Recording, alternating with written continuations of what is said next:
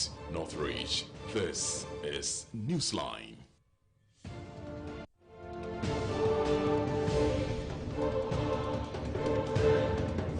Live from Ikwa Studio, number 9 Dr. Isaac Street, Northridge. This is Newsline.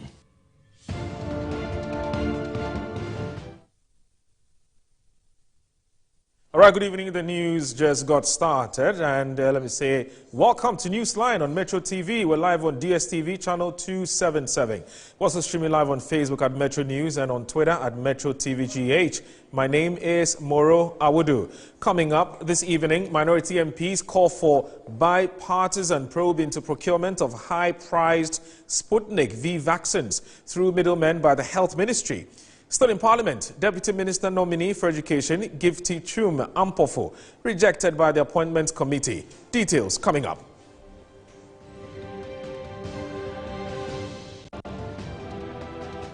All right, Newsline is always brought to you by Delta Paper, that's producers of Flora Disposable Tissue. Newsline will be right back.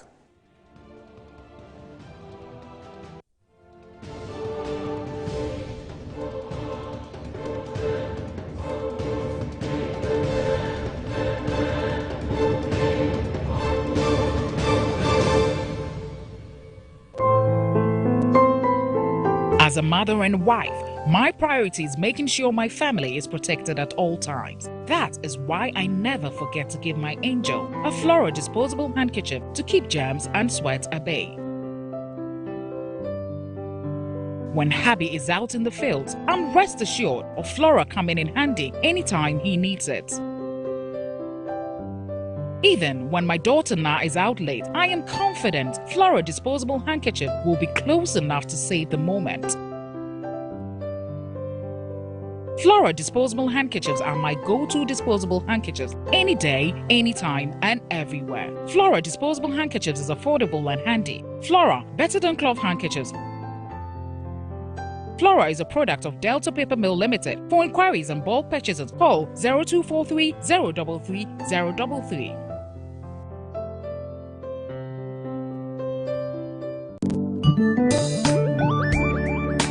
In Ghana and in Africa, there is only one place to look to get that luxurious design and decor for your offices and homes. Visit Jamila Home. We give you the climax of luxury wherever you find yourself. Presidential and executive office furniture, living room sets, dining set, stunning mirrors, adorable wallpapers, lovely king and queen size beds, valuable antiques and antique goods, beautiful chandeliers and more. Into the bargain, we provide caring customer service, prompt delivery service, skilled and artistic full house design and decor services, and free decor ideas for your space. Our products and service is unparalleled, boasting of top-tier clients all over the globe. Jamila Home, home of first-class quality furniture, beautiful chandeliers, and antiques.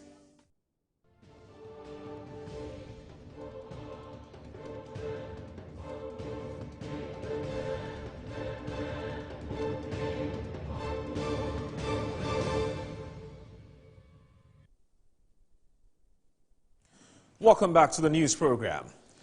The Appointment Committee of Parliament has approved 11 deputy ministerial nominees, excluding the deputy minister nominee for Education, Gifty Chum Ampofo, whose approval has been blocked after the MP for Tamale North, Alhassan Suhuyini, protested against an alleged bribery allegation leveled against her during the MPP parliamentary primaries in her constituency. Alhassan Suhuyini insists his decision is based on his principles against corruption. The Deputy Majority Leader, Alexander Afenyo-Markins, however, says the leadership of the House will meet to iron out the differences. Parliament on Friday approved the nomination of 11 of President Akufo-Addo's deputy ministerial nominees by consensus. The approved nominees in this batch includes the Deputy Minister Designate for Energy, Andrew Ejapa Mesa, Deputy Minister Designate for Education, Reverend John Intim Fojo, Deputy Minister Designate for Land and Natural Resources, John Miracle Duka, and Deputy Minister-Designate for Defense, Kofi Amankwa-Menu. Deputy Minister-Designate for Education, Gifty Chum Ampofo, had her name expunged from the list because Member of Parliament for Tamale North, Alhassan Suhiyini, had some reservations about the answers she provided during the vetting process. Not even a last-minute attempt to persuade him on Thursday succeeded as the honourable member walked off the chamber.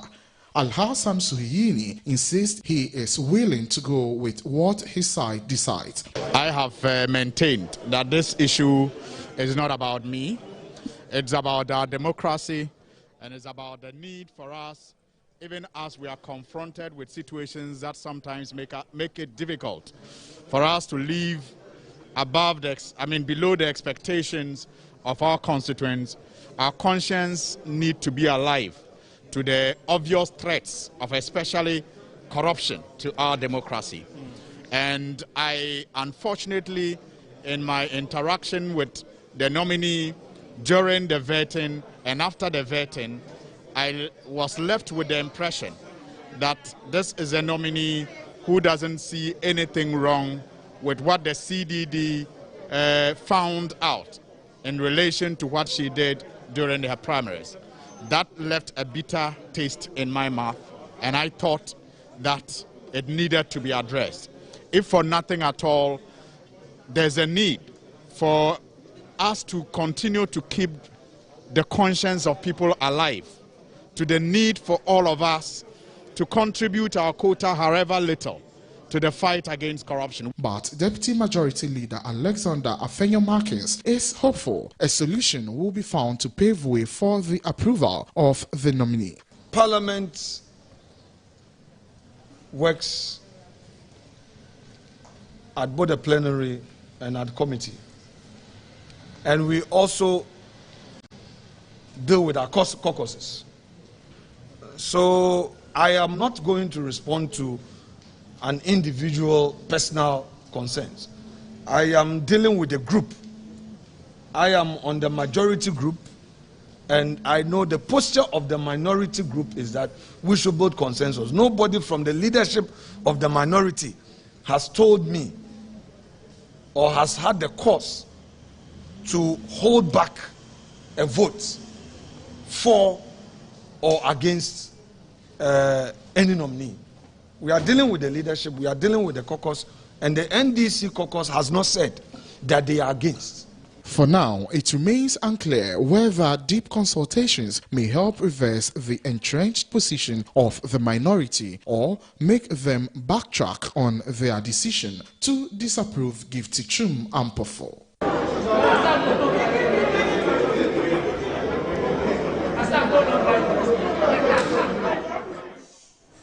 Well, still in Parliament, the minority is calling for an urgent bipartisan probe into the procurement of alleged inflated Sputnik V vaccines through middlemen by the Health Ministry.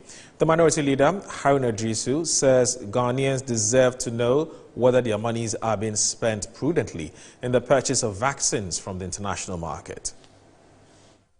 An urgent motion on the health sector and to request for a bipartisan probe into Ghana's procurement of COVID vaccines as $26 and not $10 as is the practice in many countries. And for which motion, as I've emphasized, will be to call for a bipartisan probe, because for all intents and purposes, we think that even that transaction is an international economic transaction within the meaning of Article 1815 of the Constitution. Parliament is not aware of it. We would want to appreciate and understand the procurement processes that were used, but more importantly, to demand value for money for the Ghanaian taxpayer, and that we are not just seeking to profit from COVID with this questionable transaction. So, Mr. Speaker, we will file an urgent motion. We've done that. I'm sure the table will give it to you before the close of sitting. But it's a matter that I would have raised if I got opportunity to be at the business committee. The World Health Organization has said Africa is seeing a surge in COVID-19 cases, mainly triggered by new variants of the virus and slow vaccination rates.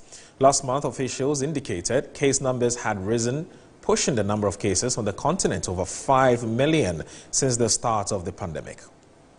According to WHO data, the current rate of infection was nearly close to last July's peak, and nearly half of the deadlier second wave in January this year. The number of deaths rose by almost 15% last week, with 2,200 recorded cases across 36 countries. Uganda, the Democratic Republic of Congo, and Namibia have all recorded their highest rates of weekly cases. The Delta variant, first detected in India, is now prevalent in 14 countries.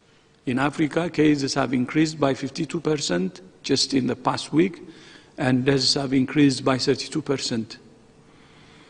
And we expect things to only get worse. While the recorded total death toll on the continent, 136,030, is still lower than other regions, the surge in infection is made more perilous by the slow rate of vaccine rollout in Africa. Nearly 12 million Africans have been vaccinated, which is less than 1% of the continent's population, official statistics indicate. Less than 1% of Africa's population has been vaccinated.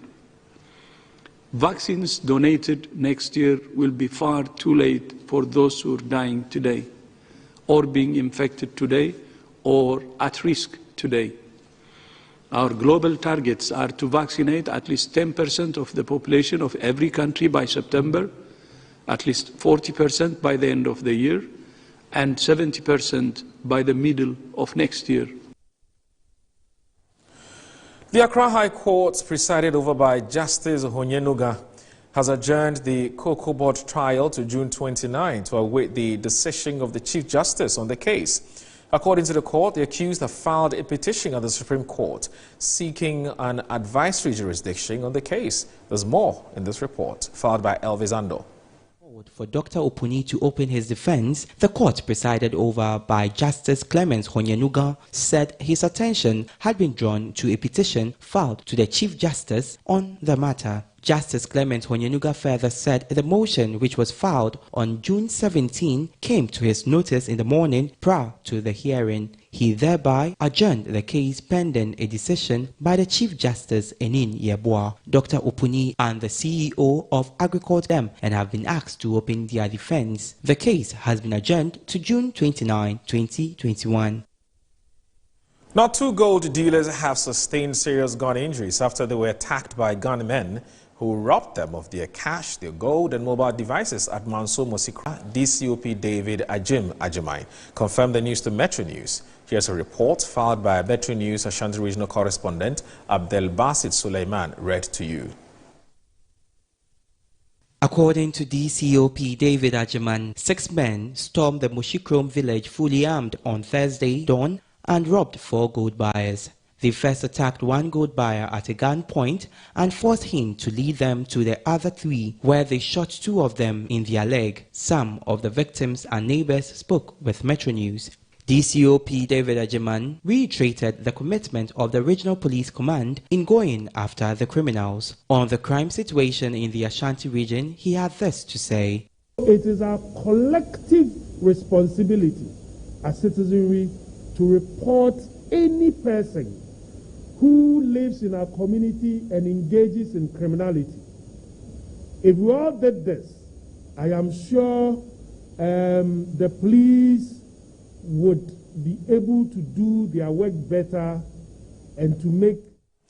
Now, as part of security measures for the 59th Ordinary Session of the Authority of Heads of State and Government of the Economic Community of West Africa States, ECOWAS, in Accra on Saturday, June 19, the police has disclosed and diverted some major routes leading to the Accra International Conference Center. The security arrangements require the closure or diversion of the roads from the Jubilee Lounge at the Kotoka International Airport to Liberation Road, Opebia Airport, traffic lights through the Independence Avenue, Akwaje Interchange, the National Theatre traffic lights, National Theatre, leading to the Conference Center between 6 a.m. and 7 p.m. on Saturday and on Sunday. The motorists are advised to take alternative routes The police is entreated the public to note the arrangement and cooperate with the police.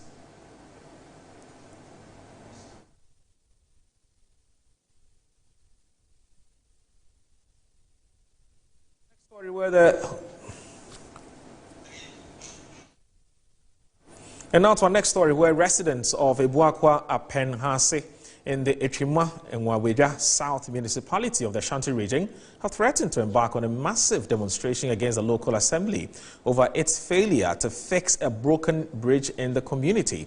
They say several efforts to engage past and present executives of the assembly have had their bridge fixed, have not yielded any results. This is a report filed by Metro News Ashanti regional correspondent Abdelbasit Suleiman, read to you. Chief of the area, Nana Ochirisefa, lamented that the broken bridge has made life unbearable for the residents.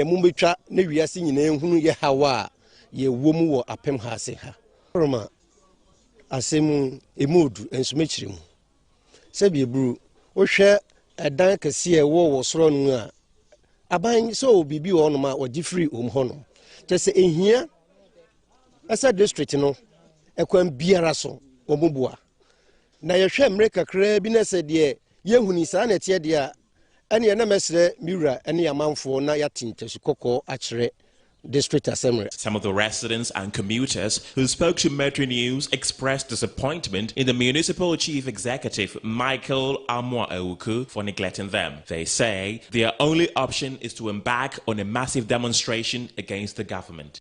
MC media crowd me chire MC ni MP ni nyina.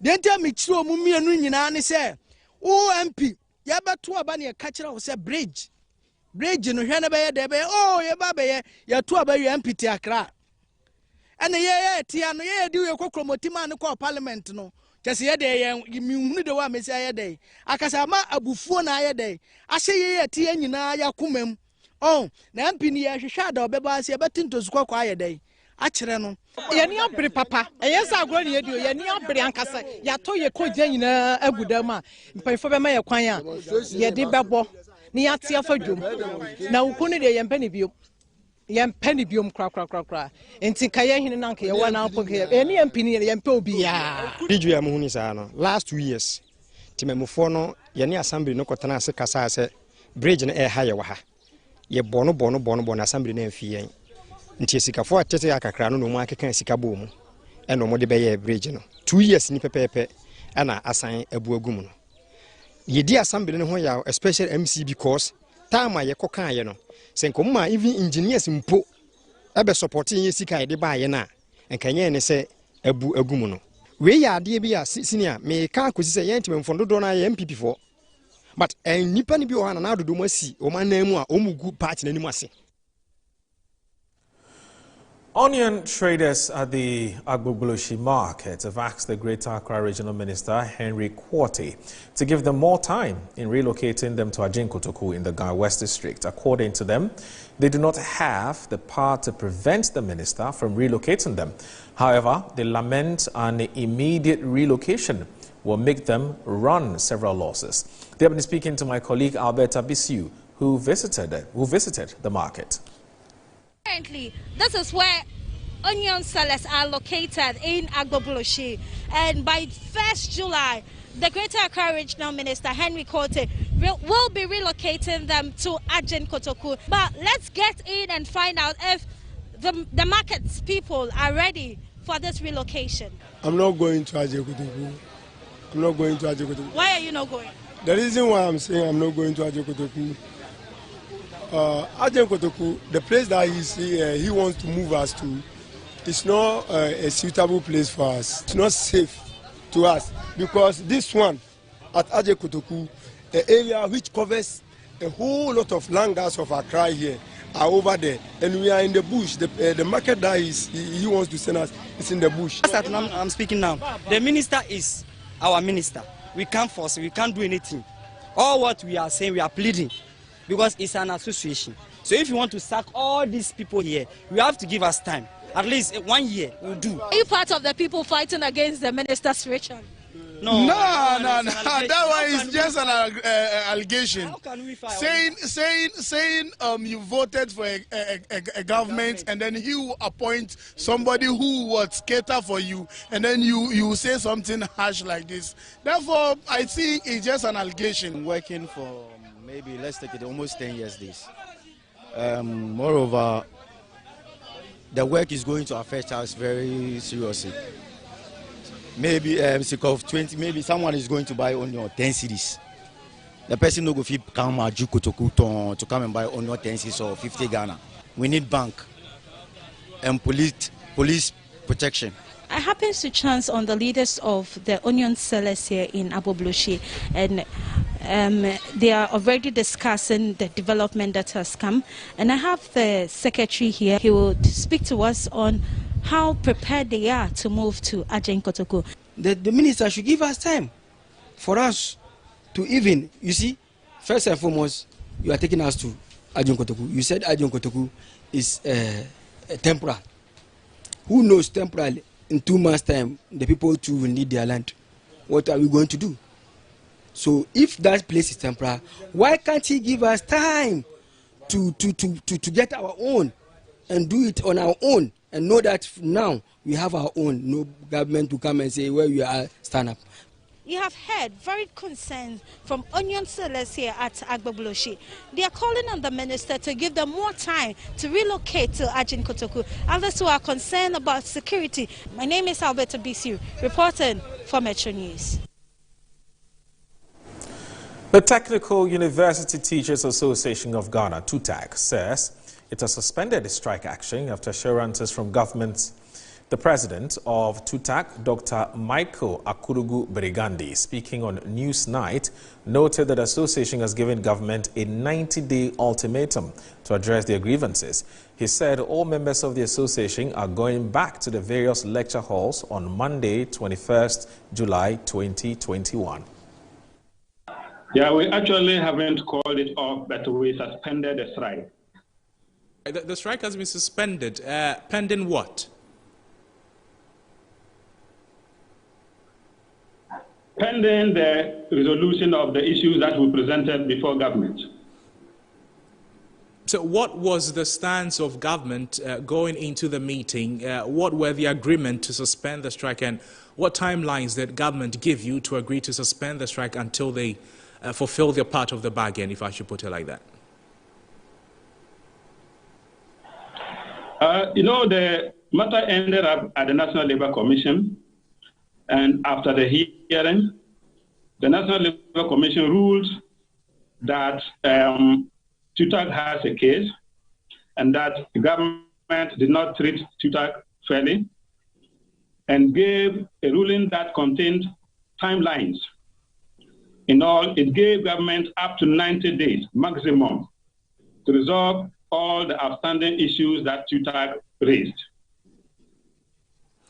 Right. Now, there were earlier indications of your members in whole that they were not going to suspend the strike. What is the latest on that? Even though the mother organization has decided today to suspend the strike pending further action from government. Actually, I don't even know where that information came from. When I heard it, I quickly called the chairman of TUTAG, and he indicated to me that the decision there was unanimous. There was any division as to suspending or not suspending the strike. So I'm really surprised that this information came out and is gaining currency. In fact, the decision to suspend the strike was unanimous amongst all 10 technical universities. Right. Now, in the face of this information from the Volta region, are you returning to schools? When are you going back to school? Plus, the association in the Volta region as well, when are they going back to the campus? All technical university teachers are supposed to go back to classroom from Monday onwards. And even those that have evening classes or weekend classes, they are supposed to start with immediate effect. Right. Brigandi, last one before you go. We want to know exactly what explains why your members are still hesitant to call off the strike. Why did you decide to suspend it instead of call it off, despite assurances from the NLC in the meeting on Wednesday?